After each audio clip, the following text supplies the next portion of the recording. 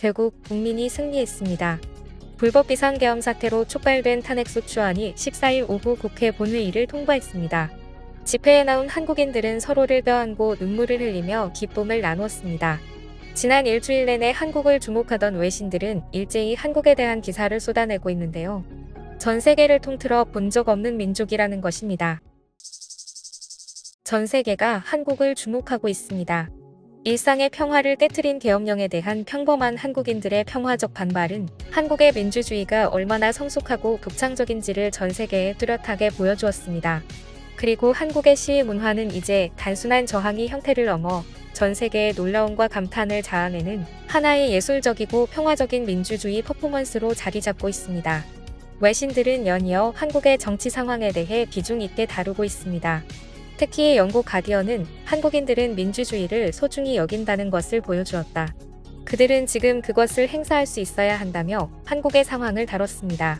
또한 한국의 시위 문화를 정치적 저항이 새로운 차원이라고 표현하며 캐럴송과 케이팝 히트곡이 어우러진 응원봉 퍼포먼스를 집중 조명했습니다. 마음이 아무리 비장하더라도 정치적 시위가 반드시 엄숙하고 무거울 필요는 없다는 한국 시위 참가자들이 준 메시지는 세계의 민주주의 운동에 신선한 영감을 주고 있습니다. 또한 가디언은 한 한국인과의 인터뷰를 전했는데요. K-팝 콘서트에서 응원봉을 사용하듯 여기서도 우리의 목소리를 받고 긍정적으로 낼 수 있어요. 저는 K-팝을 지지하지만 민주주의를 더 지지합니다. 이 평화적 시위는 크리스마스 시즌과 맞물려 더욱 큰 주목을 받았습니다. 탄핵이 다비다로 개사한 캐럴송이 시위 현장에서 울려 퍼지며 이는 해외에서도 큰 화제가 된 건데요. 시위대가 부르는 탄핵 캐럴은 한국인의 창의력과 유머 감각을 보여주는 상징으로 그야말로 힙하다며 난리가 났습니다. 영국 BBC는 이를 두고 한국은 시위조차 창의적이고 유쾌하게 만드는 나라라고 극찬했습니다. 또한 한국 시위의 평화적이고 독창적인 모습은 전 세계적으로 K컬처 팬들과 민주주의 지지자들을 하나로 묶고 있습니다. 해외 네티즌들은 SNS에서 한국 시위대의 퍼포먼스를 공유하며 놀라움을 표했습니다. 특히 응원봉을 든 시위대의 모습은 비폭력 연대의 상징으로 평가받고 있습니다. 프랑스의 경제학자 자크 아탈리는 한국의 계엄령 시도와 이를 막아낸 시민들의 저항을 두고 민주주의 역사의 새로운 장을 썼다고 극찬했습니다. 그는 한국 국민이 보여준 성숙한 시민의식은 세계 민주주의 운동의 모범이 될 것이다. 이번 싸움은 단지 한국만의 문제가 아니라 세계적 차원의 민주주의 강화를 위한 중요한 사건이다라며 이번 시위의 중요성을 강조했습니다. 한국 시위의 평화적이고 창의적인 방식에 큰 감동을 받은 해외 네티즌들은 한국인은 분노조차 예술로 승화시키는 민족이다. 시위대가 쇠창살안에 갇힌 대통령의 모형을 들고 행진하는 모습은 강렬한 풍자를 통해 메시지를 전달한 완벽한 퍼포먼스였다. 가장 화가 났을 때 노래하고 춤추는 민족. 분노를 해악으로 표출하는 사람들. 한국인들이 이제 노벨 평화상을 받을 때다라고 말할 정도였습니다. 외국의 시위 현장에는 흔히 폭력이 등장합니다. 한국인들은 폭력은커녕 단순한 정치적 저항이 아니라 민주주의의 가치를 기념하면서 축제처럼 만들어가는 특별함을 보였는데요. 수백만 명이 거리로 나와 응원봉을 흔들고 K-팝 음악과 개사된 캐럴을 부르는 모습은 전 세계가 주목하는 광경이 되었습니다. 한국인들이 노래하고 환호하며 응원하는 평화 시위는 전 세계에 민주주의가 이렇게도 가능하다는 강렬한 메시지를 전한 것인데요. 이전에도 한국에서 벌어진 대규모 평화 촛불 집회는 세계적으로 큰 주목을 받았습니다. 당시 박근혜 대통령 탄핵을 요구하며 수백만 명의 시민들이 매주 촛불을 들고 거리로 나왔지만 시위는 끝까지 평화롭게 진행되었습니다. 이는 국제사회에서 매우 긍정적으로 평가되었고 외신과 평론가들은 한국 시민들이 보여준 성숙한 민주주의와 평화적인 행동을 높이 사며 노벨 평화상을 받을 자격이 있다는 의견을 제시하기도 했습니다. 실제로 한국을 방문한 외국인들은 한국인들의 시위를 보고 깜짝 놀라게 일쑤인데요. 한국을 오랫동안 연구해왔고 한국인보다 한국인을 더 잘 안다고 해도 과언이 아닐 미국 펜실베니아 대학 샘 리처드 교수도 한국인들의 시위를 처음 봤을 때 정말 놀랐다고 합니다. 그가 그토록 놀란 까닭은 무엇이었을까요? Korean people, you all are very good at protesting. It's almost like a professionalization of protest. I don't think I've ever encountered a nation that enjoyed protesting more than the nation of Korea. 샘 교수는 한국에 와서 야구 경기를 보러 갔다고 합니다. 해외에서 더 유명한 한국의 야구 응원 열기는 한 번 느껴보면 중독이 될 정도로 유쾌한 분위기죠. 그런데 야구가 끝나고 우연히 시위 현장을 발견하게 되었다고 하는데요.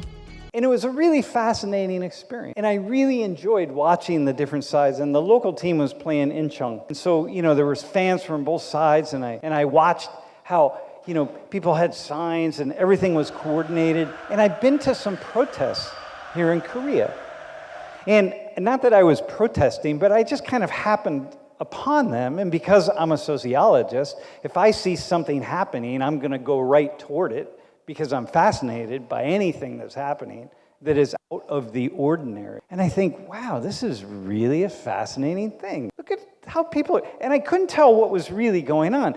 I was thinking, the first time I encountered it, I thought, wow, are these people protesting? They don't really seem angry. It's too coordinated. It's like a dance. It's like they're dancing. It's like cheerleading or so. I didn't know what it was. I couldn't figure it out. People sat down and then they stand up and they hold the sign and they take the sign down. And then I came across this quote. It's like going to a baseball game. And the quote is from a Korean who I think was about my age, who went to a lot of protests and said, I really enjoy going to these protests because it's like going to a baseball game. And I thought, yeah. And then I listened to Koreans, yeah, we're protesting all the time. We're really angry. 샘 리처드 교수의 말처럼 한국의 집회는 단순히 대규모 집회에 그치지 않고 평화적이 폭력 없이 진행된다는 점에서 전 세계의 다른 시위와 차별화가 되었습니다. 또한 한국인은 평소엔 다 귀찮다고 말하다가도 위기가 닥쳤을 때 완전히 다른 모습을 보여주었죠. 한국인들의 시위 문화를 남다르다고 평가하는 이유도 이런 모습에 있다는데요.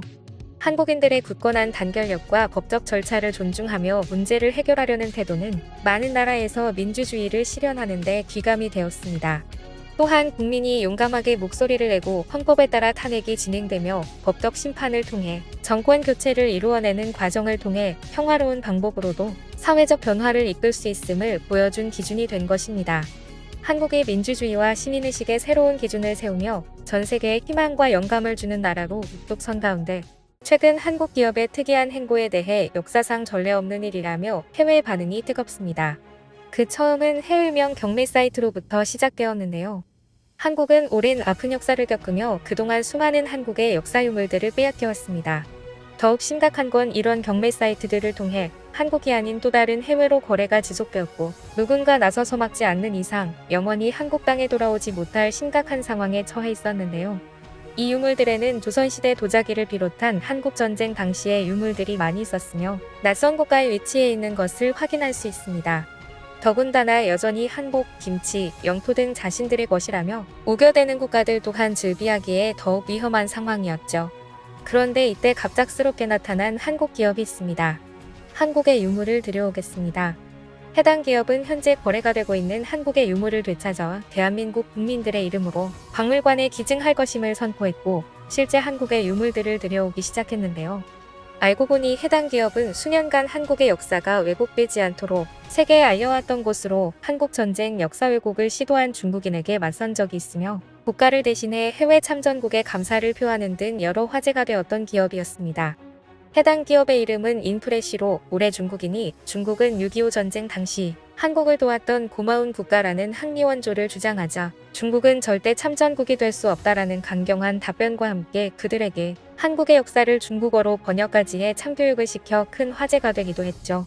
또한 6.25 전쟁 정전 70주년을 맞이해 16개 병력 지원국 관저에 코리아라는 이름만으로 존경과 감사의 표현을 담은 황금 카네이션을 보내며 예우를 잊지 않는 한국 국가를 대신해 나선 한국 기업 등 여러 해외 언론에 보도되며 극찬을 받은 바 있습니다. 그리고 이런 행보들을 이어오며 한국 유물 되찾기 프로젝트를 기획하게 되었고 실제 전문가와 검증을 마친 유물을 들여올 예정이며 6.25 전쟁 당시에 우표 등 희소성이 높은 유물을 이미 한국에 들여오고 있는 상태인데요.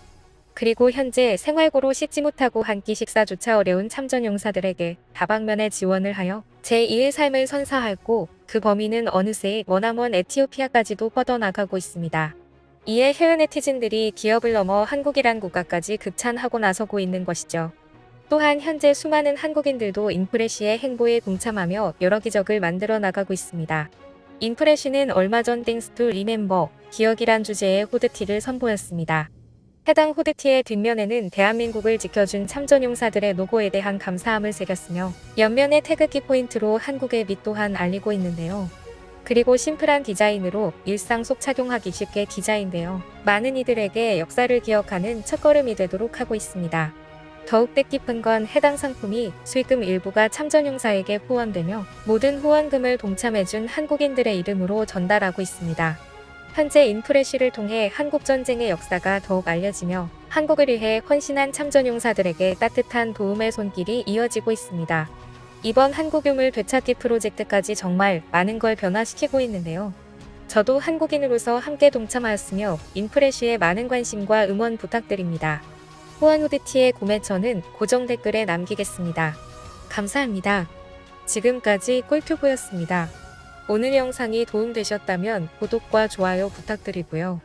앞으로도 꿀튜브 채널에 많은 관심 부탁드립니다. 감사합니다.